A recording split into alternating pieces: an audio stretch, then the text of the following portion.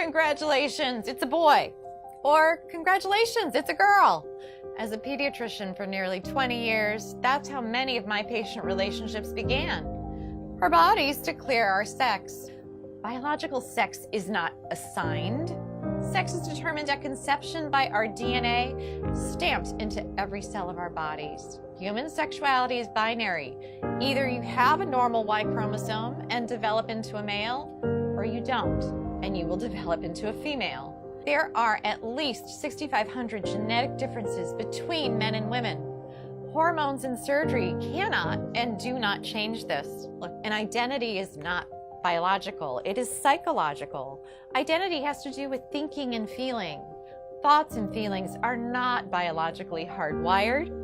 Our thinking and feeling may be factually right or factually wrong. For example, if I walk into my doctor's office today and say, "Hi, I'm Margaret Thatcher," my physician will say I am delusional and give me an antipsychotic. However, if instead I walked in and said, "I am a man," he would say, "Congratulations, you're transgender."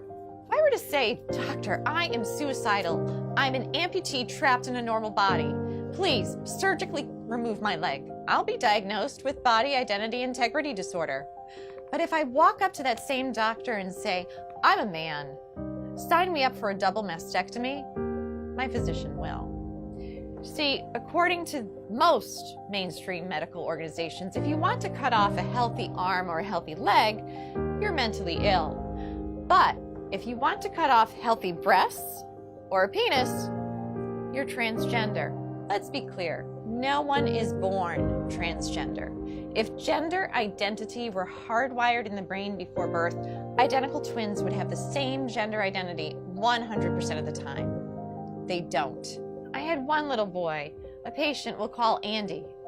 Between the ages of 3 and 5, he increasingly played with girls and stereotypical girl toys and started saying he was a girl. I referred the parents and Andy to a therapist. Sometimes mental illness of a parent or abuse of the child are factors. But more commonly, the child has misperceived family dynamics and internalized a false belief. In the middle of one session, Andy put down the toy truck and held on to the Barbie and said, "Mommy and Daddy, you don't love me when I'm a boy." What the therapist learned is that when Andy was 3, his sister with special needs was born. She required significantly more of his parents' care and attention. Andy misperceived this as, "Mommy and Daddy love girls.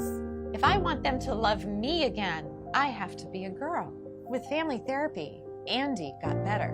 Today, Andy's parents would be told something quite different. They would hear, "This is who Andy really is.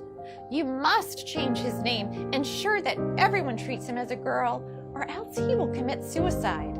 As Andy would approach puberty, the experts would put him on puberty blockers so that he could continue to impersonate a girl. Experts assure us it doesn't matter that we've never tested puberty blockers in biologically normal children. It doesn't matter that when blockers are used to treat prostate cancer in men and gynecologic problems in women, that they cause problems with memory. We don't need testing.